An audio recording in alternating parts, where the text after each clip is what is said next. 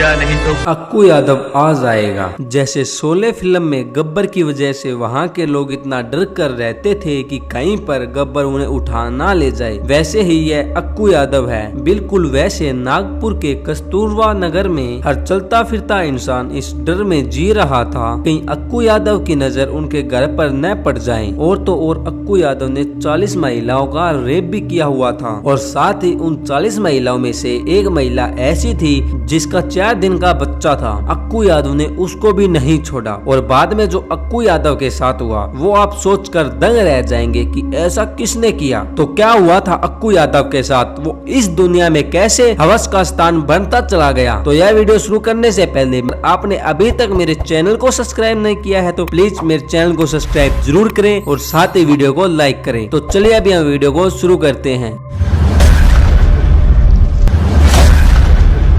अक्कू यादव के जन्म के बारे में यही जानकारी है। नागपुर के कस्तूरबा क्षेत्र में 1972 में इसका जन्म हुआ। इसके 2 भाई और थे और नगर की बस्ती में ही इसका बचपन बीता था और उसी बस्ती में कुछ अपराधी तत्व भी थे और उन्हीं के साथ इसका उठना बैठना लग गया था और ये जुर्म की दुनिया में आगे बढ़ने लगा। उसने अवैध वसूली काफी ज्यादा की और उसे डर लगता था कि लोग उसके लिए कोई षड्यंत्र कर रहे हैं, वो इसलिए लोगों को इकट्ठा होने नहीं देता था और यहाँ तक भी वो औरतों और मर्दों को एक साथ इकट्ठा नहीं होने देता था। अक्कू यादव को इतना डर था कि वो आसपास के लोगों को शक की नजर से देखता था कि कोई भी उसके खिलाफ आवाज न उठाए। अगर कोई पुलिस के पास शिकायत लेकर भी जाता था तो पुलिस उसकी शिकायत पर कोई भी कार्रवाई नहीं करती थी। लेकिन फिर अक्कू यादव के पास यह पूरी जानकारी पहुंच जाती थी कि पुलिस के पास कौन व्यक्ति यह शिकायत लेकर पहुंचा है और कहां पर रहता है। उसके बाद अक्कू यादव उनके घर पर पहुंच जाता था और वहां जाने के बाद उनकी औरतों के साथ रेप किया करता।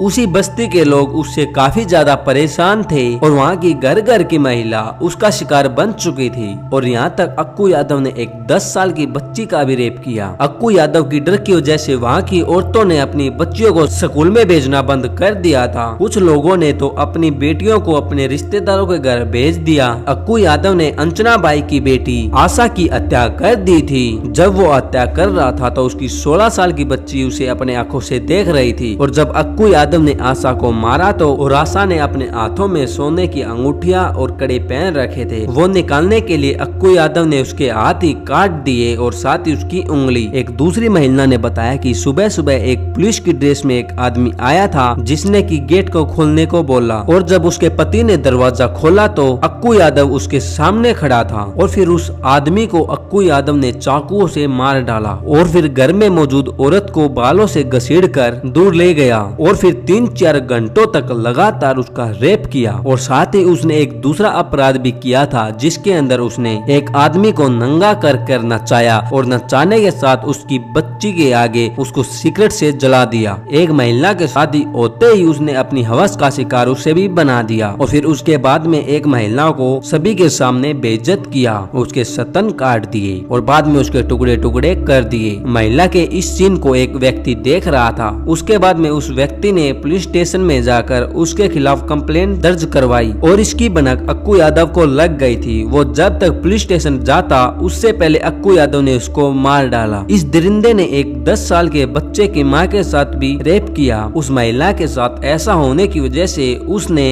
अपने ऊपर मिट्टी का तेल छिड़क कर अपने आप को आग लगा ली और फिर उस महिला की मौत हो गई। ऐसा नहीं था कि बस्ती के अंदर पुलिस का कोई रोल नहीं था, वो कानून के रखवाले को पैसे के दम पर अपने जेब में रखता था। जब भी कोई शिकायत करने के लिए पुलिस स्टेशन जाता था तो वो उसका नाम पता अक्कू यादव के पास पहुंचा दिया करते। उसके बाद में अक्कू यादव केवल उन्हें मारता नहीं बल्कि उनकी औरतों के साथ रेप भी किया करता। अगर कोई भी अक्कू यादव के खिलाफ आवाज उठाता था तो वो उसे मारना ही पसंद करता था। उसने अपने आपराधिक जीवन में 3 खून किए और फिर उन लाशों को रेलवे ट्रैक पर फेंक दिया। अक्कू यादव का असली नाम भरत कालीचमन था लेकिन उसके अपराधों का सिलसिला इतना लंबा हो गया कि फिर वो उसकी जिंदगी का फंदा बन गया। कुछ ही दिनों बाद उसी बस्ती में एक उषा नाम की लड़की रहने को आई। माना कि उसके घर वाले नहीं चाहते थे कि वो यहाँ पर आए लेकिन लड़की की जीत थी इसलिए घर वाले भी मान गई। लेकिन फिर उन्हीं के पड़ोसियों के घर पर अक्कू यादव वसूली के लिए पहुंचा। उसने घर में तोड़फोड़ की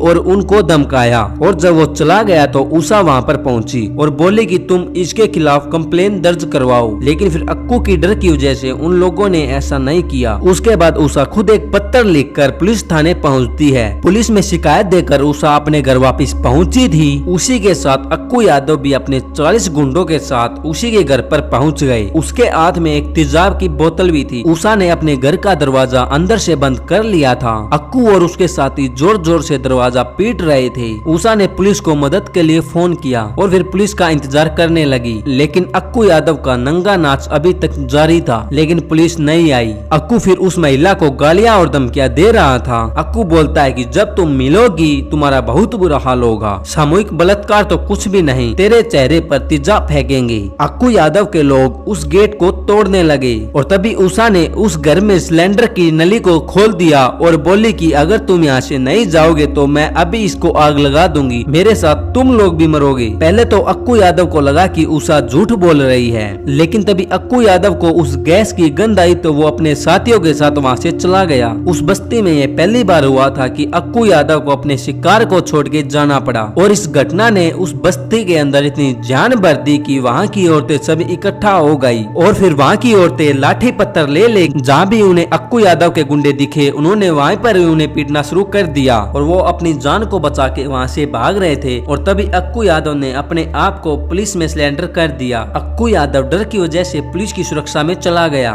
लोगों ने 6 अगस्त 2004 को अक्कू यादव का घर जला दिया। 13 अगस्त 2004 को नागपुर की अदालत में अक्कू यादव की जमानत की सुनवाई थी, लेकिन तभी बस्ती में यह खबर फैल गई कि आज अक्कू यादव को जमानत मिल जाएगी और वो बाहर आ जाएगा। खासकर महिलाओं को जब यह बात पता चली, 400 महिलाओं ने अपने हाथों में मिर्च पाउडर लेकर और सब्जी काटने वाला चाकू को लेकर इकट्ठा हो गई और वो सभी कोर्ट रूम में जाकर बैठ गई। दोपहर लगभग 2:30 बजे तक महिला शांति से बैठी रही। अक्कू यादव को पुलिस कोर्ट में लेकर वहाँ पर पहुँची, लेकिन तभी अक्कू यादव ने सामने बैठी हुई महिलाओं में से एक ऐसी महिला को देखा जिसके साथ उसने बलात्कार किया था। अक्कू यादव ने उस महिला को वैसा कह के संबोधित किया और साथ ही उसने कहा कि मैं फिर से तेरे साथ वही काम करूंगा जो पहले किया था। उसके बाद अक्कू यादव उन पुलिस वालों के साथ मिलकर जोर जोर से हंसने लगा और वो महिला गुस्से से भर गई। उसने तभी अपनी चप्पल उतारी और अक्कू यादव को पीटना शुरू कर दिया। उस महिला ने साफ साफ कहा कि इस दुनिया में अब तुम और मैं एक साथ नहीं रह सकते। आज या तो मैं तुम्हारे हाथों से मरूंगी या तुम आज इस दुनिया को छोड़कर चले जाओगे। और तभी वहाँ बैठी महिलाओं ने अक्कू यादव और उन पुलिस वालों के ऊपर मिर्च पाउडर लगा दिया और फिर महिलाओं के द्वारा पत्थर की बरसात उनके ऊपर होने लगी। पुलिस वालों को भी लाल मिर्च का स्वाद मिला था, लेकिन वहाँ की महिलाओं ने तो ठान लिया था कि आज अक्कू यादव का खेल खत्म कर देना है। लेकिन तभी जब पत्थरों की बरसात शुरू हुई तो पुलिस वाले उसको छोड़कर वहाँ से भागना शुरू कर देते हैं। अक्कू यादव को उस महिलाओं ने कोर्ट रूम में दौड़ा कर चाकू से मारा।